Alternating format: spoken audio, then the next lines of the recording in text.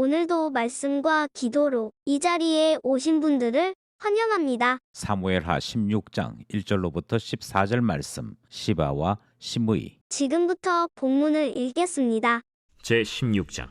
다윗이 마루턱을 조금 지나니 무비보셋의 종 시바가 안장 지은 두 나귀에 떡 200개와 건포도 100송이와 여름과일 100개와 포도주 한 가죽 부대를 싣고 다윗을 맞는지라.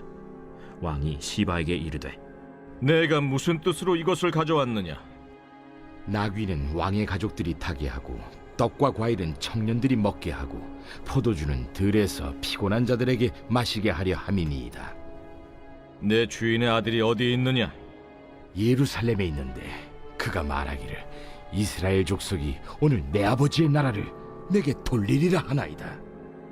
무미보셋에게 있는 것이 다 내 것이니라. 내가 절하나이다. 내 주 왕이여, 내가 왕 앞에서 은혜를 입게 하옵소서. 다윗 왕이 바후림에 이름에 거기서 사울의 친족 한 사람이 나오니 게라의 아들이요 이름은 시므이라. 그가 나오면서 계속하여 저주하고 또 다윗과 다윗 왕의 모든 신하들을 향하여 돌을 던지니 그때 모든 백성과 용사들은 다 왕의 좌우에 있었더라. 시므이가 저주하는 가운데 이와 같이 말하니라. 피를 흘린 자여, 사악한 자여, 가거라, 가거라. 사울의 족속의 모든 피를 여호와께서 내게로 돌리셨도다. 그를 이어서 내가 왕이 되었으나 여호와께서 나라를 내 아들 압살롬의 손에 넘기셨도다. 보라, 너는 피를 흘린 자이므로 화를 자초하였느니라 하는지라. 스루야의 아들 아비새가 왕께 여짜오되, 이 죽은 비가 어찌 내 주 왕을 저주하리까? 청하건대 내가 건너가서 그의 머리를 베게 하소서. 스루야의 아들들아, 내가 너희와 무슨 상관이 있느냐? 그가 저주하는 것은 여호와께서 그에게 다윗을 저주하라 하심이니 내가 어찌 그리하였느냐 할 자가 누구겠느냐? 또 다윗이 아비새와 모든 신하들에게 이르되, 내 몸에서 난 아들도 내 생명을 해하려 하거든 하물며 이 베냐민 사람이랴. 여호와께서 그에게 명령하신 것이니 그가 저주하게 버려두라.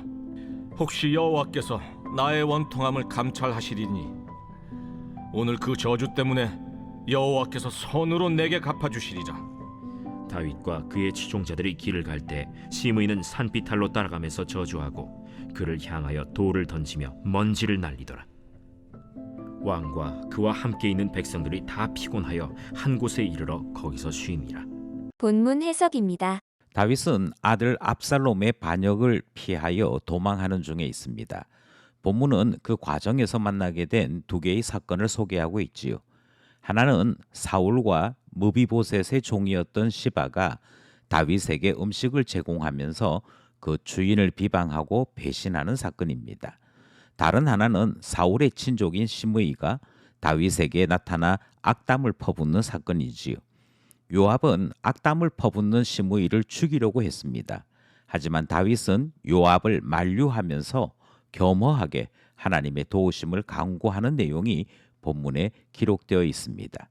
도망하고 있는 다윗에게 일어난 사건을 소개하는 본문 내용이었습니다. 본문의 중심 메시지입니다. 모든 문제의 출발은 사실 다윗 자신에게 있었습니다.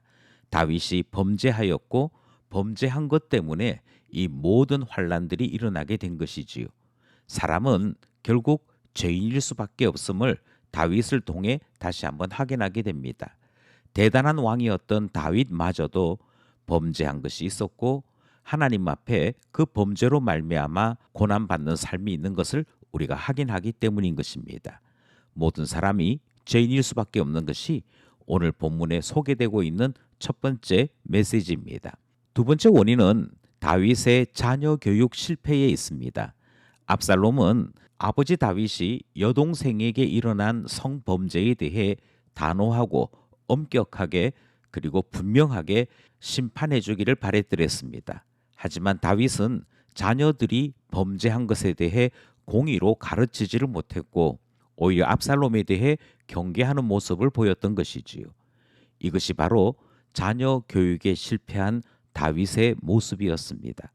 자녀들에게 공의를 가르치는 것, 하나님의 엄하신 말씀 앞에 자기 자신과 자녀들을 솔직하게 내어놓으며 말씀대로 자라나는 일을 행하는 것, 그것이 필요했으나 그것을 제대로 하지 못했을 때 우리는 다윗의 지금 모습을 발견하게 되는 것입니다. 세 번째는 주인을 배신하고 다윗 편에 붙은 시바의 모습에서 또 다윗을 저주하는 시므이의 모습을 통해서 하나님께서 다윗을 낮추고 계시는 것 보게 됩니다. 이들은 다 다윗이 얼마만큼 불쌍한 처지가 되었고 또 얼마만큼 사람들 사이에 조롱거리가 되었는지를 드러내는 하나님의 도구와 같은 자들이었던 것이지요.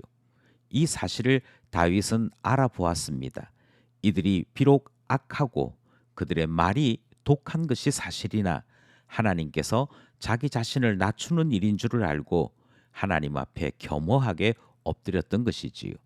따라서 죄 있는 우리가 하나님 앞에 항상 겸허해야 할 것을 본문은 가르치고 있습니다.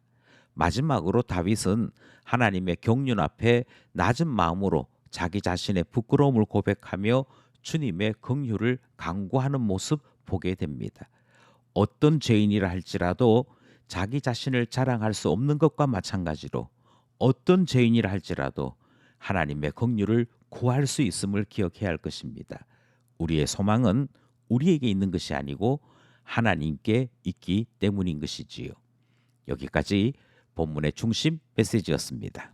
말씀에 대한 적용입니다. 본문을 따라 몇 가지 우리 자신들의 삶을 주님 앞에 결단하고 드리기를 원합니다.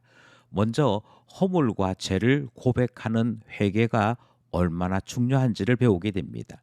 또 마땅히 자기 자신의 잘못에 대하여 값을 치르는 회개의 삶이 당연히 필요한 것을 배우고 있는 것이지요. 낮추면 주님께서 높여주십니다. 회개하고 회개의 삶을 사는 것이 신앙인의 도리다 하는 사실을 다시 한번 적용하게 되는 것이지요.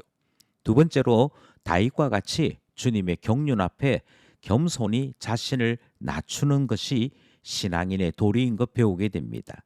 하나님의 뜻을 살피는 것, 하나님께서 왜 이와 같은 일을 허락하시는가, 그것에 대해 주님의 뜻을 묻는 것이 신앙인의 자세인 것이고요.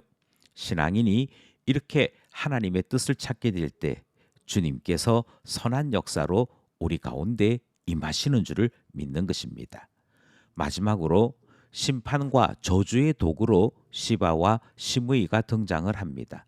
그들의 행동은 하나님의 심판의 도구로서 정당한 것 같으나 그것과 상관없이 그들은 각자의 행위에 대하여 하나님의 심판을 받게 됩니다. 우리가 주님의 도구 되어야 할 것이라면 심판의 도구가 아니고 저주의 도구가 아니라 주님의 선한 도구로 사용되기를 위해 기도해야 할 것입니다. 이는 곧 형제들에 대하여 주님의 이름으로 축복하는 것이고 주의 사랑을 전하는 것이고 하나님의 아름다운 뜻을 나타내는 것이라 믿기에 주의 선한 도구로 살게 하소서 기도하게 되는 것이지요. 오늘도 말씀과 기도로 주님의 선한 도구로 살아가는 우리 모두 되기를 소원합니다.